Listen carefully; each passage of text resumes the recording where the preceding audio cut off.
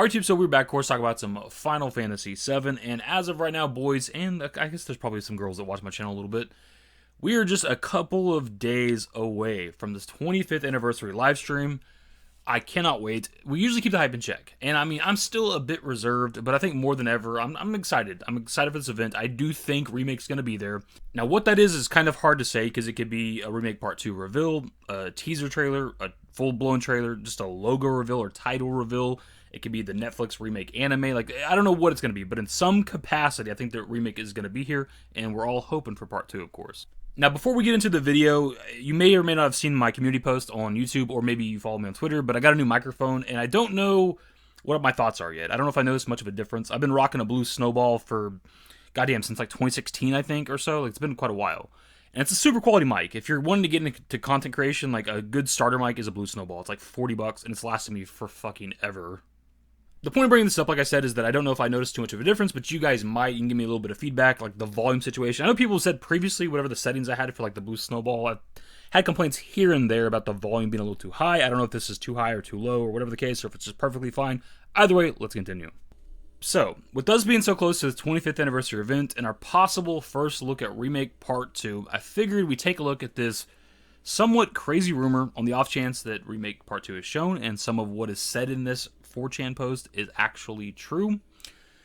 Even if none of it is true, we can still just talk about it, discuss it, tear it apart if we want to, whatever, let's go.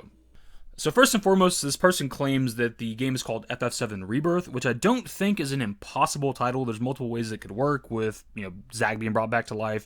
They obviously use a picture of Genesis with this 4chan post and talk about Genesis a bit. He kind of, came back at the end of Dirge of Cerberus. He wasn't dead, he wasn't rebirth, whatever the case. You also have us altering the timeline by, destroying the Whisperers and shit. So in a roundabout way, like the planet itself is kind of rebirth or the timeline's rebirth. So there's a lot of ways that it could work. That being said, there's a lot of other ideas out there for what a sequel could be called. Most people seem to think the FF7 Reunion is possible, which I do think is a fantastic idea for a title for the sequel. But the thing is, we don't know for sure if they're going to follow like the RE title thing going forward. We don't know if it's going to be called FF7 Remake Part 2. That's just what we always call it. Or if it's going to be called FF7 Reunion, or if it's going to be a completely different subtitle word that doesn't even start with an R. We just don't know.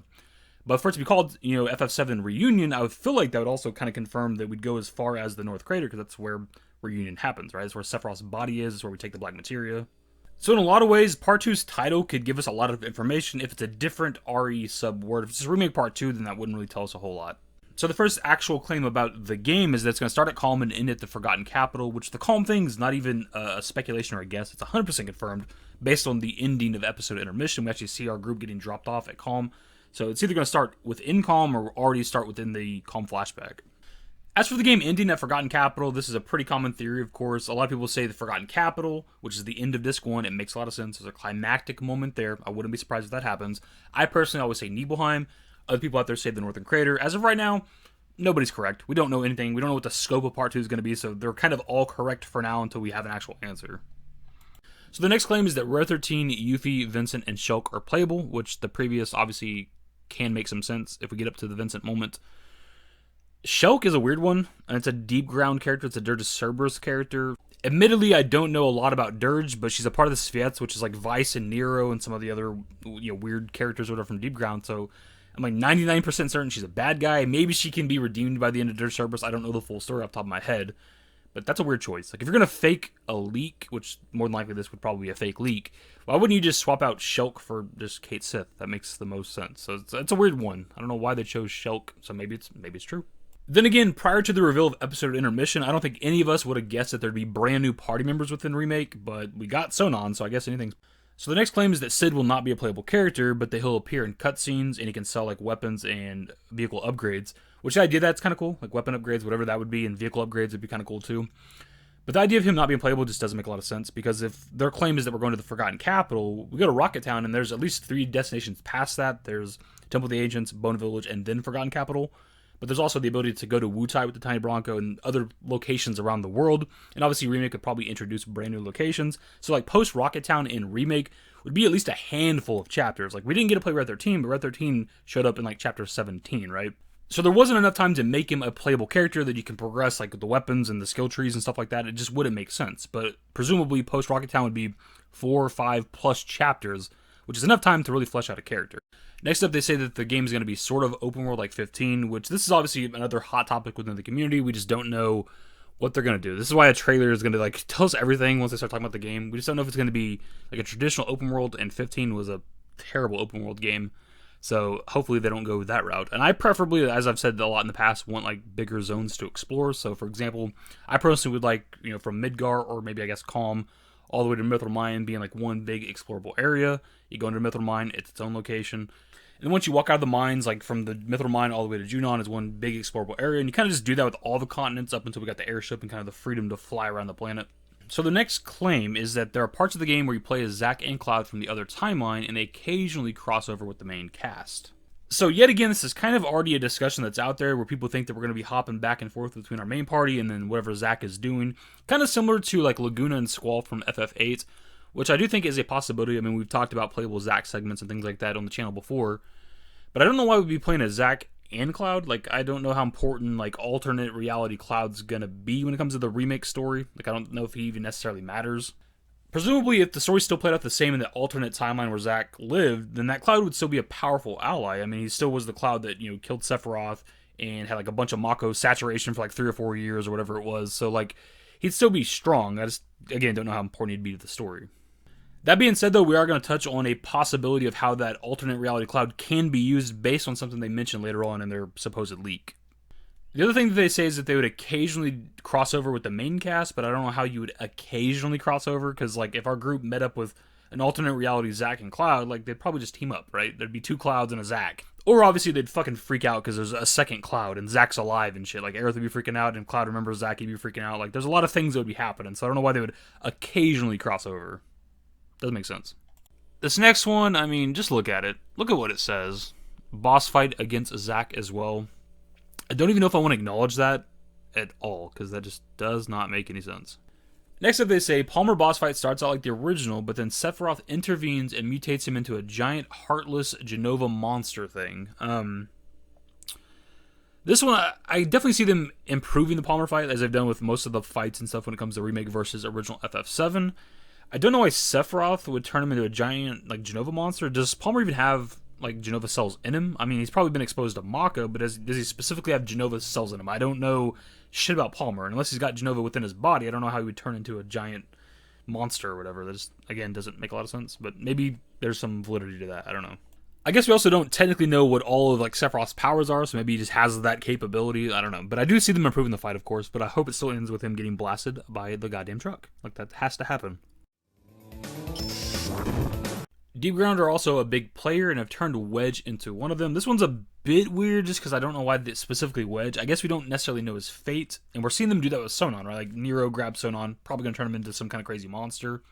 So they could do that with Wedge. That maybe Deep Ground finds Wedge's body after he fell out the window or whatever. They take him to a lab, experiment on him, turn him into something. It's a possibility.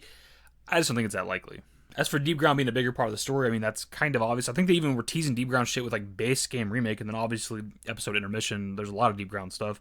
So that's not really surprising, and even with, like, the next entry on this guy's, like, leak thing, he talks about Tifa having, like, a solo boss fight with Rosso, or Rosso, however you say the bitch's name. She's another Dirge of Cerberus character, part of the Sviets, another bad guy, another villain. So it depends on how much of those characters they want to put into the remake story. We've already seen Vice, we've already seen Nero, so maybe the other characters are there too. I don't know. More than likely, Tifa's going to have at least a solo boss fight with Scarlet on top of the Junon cannon instead of the little slap minigame. So maybe she has multiple solo boss fights, but I don't know. I don't know how much they're going to do the Dirge of Cerberus stuff. Triceratops Tank is an optional boss fight. This is obviously the heavy tank enemy that you fight in the Gongaga reactor area. We talked about them being a boss fight more than likely when it comes to the remake. I don't know why they'd be optional. I mean, there's not really a boss fight in the area outside of the Turks that you fight. So more than likely, once you get to, like, the reactor itself, it'd just be a forced boss fight. I don't know why it'd be optional. That makes sense.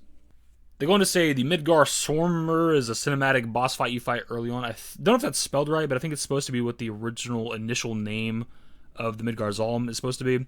Obviously, this is one we've been talking about and speculating on for a while. We all think that's going to be the case, so it's not really an original idea. Jessie is alive and is part of some Gold Saucer play/TV show where she's part of some kind of Super Sentai team. This is strangely fucking specific. Super Sentai is like the Japanese version of the Power Rangers. Again, that is oddly specific. It'd be a lot easier to say that Jessie's just a part of the play of the Gold Saucer. But then again, Midgar and Junon are cities that are somewhat comparable to our own world. They have TVs, they would have TV shows. It's possible they had something like that. I don't know why they would have that Jessie do that. It'd be easier. I mean, even just from the dev perspective, it'd be easier just to have Jessie be a part of the play if they wanted to be alive. So again, I don't know. Weird. This next one is long as hell and very specific as well, but it says, end of game has Zack saving Aerith from getting stabbed, but it turns out Aerith is being used by Minerva as a vessel and transforms into her. Genesis also appears and has planned this entire alternate timeline bullshit to happen. He merges with her, becoming the Warrior of Light. Cloud tries to intervene, but gets mortally wounded by him. This one is so far left field that I just don't even know how to really interpret it. I do want more from Minerva. I think Minerva is such an interesting idea and concept from Crisis Core that I wish they've expanded on it more. It's like a summon, but a big-ass summon materia and potentially the actual goddess of the planet, which is crazy. Maybe that's who like people within Midgar, within the churches, pray to or something like that. It's a crazy concept. So I would want more from Minerva. But Minerva using like Aerith as like a vessel or something, I don't know. That's kind of weird. But then again, you could make it make sense. Like, what if Minerva's the one that's talking to Aerith and feeding Aerith all the information and the knowledge that she has within Remake? Maybe she thinks she's talking to the planet, but she's actually talking to Minerva. That'd be kind of cool. It's an idea. And I am one of the people that do think Genesis is going to come back as much as people don't want him. They got to follow up on that Dirge of Cerberus ending, right? And more recently, we had Genesis appear in First Soldier. It's just a kind of a spin-off game, but still, we haven't seen Genesis in something official FF7 for a very long time. Also, more recently, Gact actually was wearing his Genesis outfit and performing on stage dressed up as Genesis. So something's brewing. Now, as for Cloud being mortally wounded, we've talked about the possibility of Cloud dying before in a video. Maybe it's a way to fully defeat Sephiroth because he has this attachment to Cloud. But we're going to further this conversation with like his next thing on the list. I'm actually just going to throw these last two together. It says, game ends with Cloud dying in Tifa's arms, with Zack taking the mantle as the leader of the party. The Cloud that was with Zack from the alternate timeline is kidnapped by Sephiroth for some reason. Now, while we've talked about the possibility of Cloud dying before, the likelihood I feel like is very, very low just because he's the poster boy for Final Fantasy VII. As popular as other characters are like Sephiroth and Vincent, Yuffie and Tifa and shit, it's Cloud all the way, right? And he's damn near the poster boy for RPGs in general. Everybody knows who Cloud is. So him dying, at least in the second game, wouldn't make a lot of sense. But one way they could make it work, and this is something I was thinking of, is we technically have this potential other timeline where our characters would exist. So theoretically, it would be possible for all of our characters to die. Like Remake characters, all of them die. But there'd be copies of them, so it wouldn't be a permanent thing. Think of like something like Infinity War, right? The ending of Infinity War, a shit ton of characters are killed off, but we know they're coming back. We knew they were coming back with Endgame. They could do something similar with the Remake story, and if they did it right, I think it could be pretty damn good. Imagine like we get to like the Forgotten Capital of Part 2, and we expect Aerith to die, right? That's what we're thinking, that's what the original game did.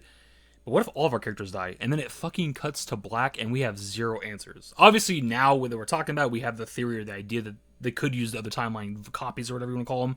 But still, like, that'd be a pretty goddamn shocking ending. I think it'd be pretty cool.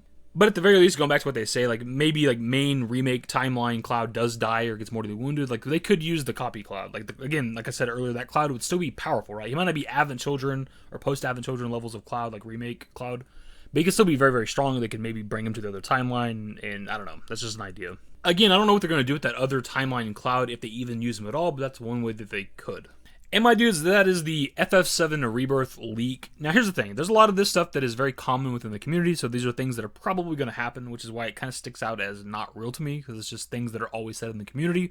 There are some interesting ideas and concepts through some of this stuff that I wouldn't mind seeing, but there's some just outlandish shit. Like, the Warrior of Light stuff just doesn't make sense. There's not a Warrior of Light, as far as we know, or are aware, within the FF7 compilation, right? That's never been a thing. That's like, Final Fantasy 1 and other shit. But also stuff like Shulk being a playable character, but not Sid Highwind, though we'd be able to interact with the character of Sid Highwind, but no mention of Kate Sith at all, even though he's definitely going to be a part of the party, and we'd run into him before the character of Sid. Like, just certain stuff doesn't make a lot of sense here. It's definitely not one of the best, quote-unquote, leaks that I've seen in a while. But at the same time, we don't even know how serious this person's trying to be. Maybe it's, like, ridiculous on purpose. It's all just a big joke. But I figured we'd talk about it anyways. Fuck it. We might be seeing part 2 in just a couple of days. Let's get one of the more outlandish rumors out of the way. I don't know if you guys can tell, but I woke up feeling like shit today. My voice is kind of raspy. It's a long-ass video. I wasn't planning on recording for this long, feeling like I do, but fuck it. I don't know if I'm sick. I don't know what's going on. I think strep throat or something's going around here locally in my state. It doesn't matter, because Thursday I'm making a video. I don't give a shit if I'm bedridden with COVID. I'm getting out of bed and making a goddamn reaction to whatever's happening on Thursday. That is going to happen.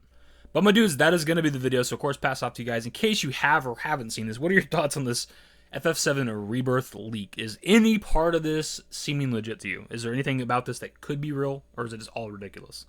My dudes, that's the video. Hopefully you enjoyed it. If you did, give a thumbs up. Subscribe to the channel if you guys aren't even today. More Final Fantasy VII Remake content, 25th anniversary, FF7 shit in general, Netflix animes. It doesn't matter. We're going to cover it here on the channel. Turn on notifications. Follow me on Twitter, @davidbyt. At my Discord. Links to the networks are in the description. And in the outro.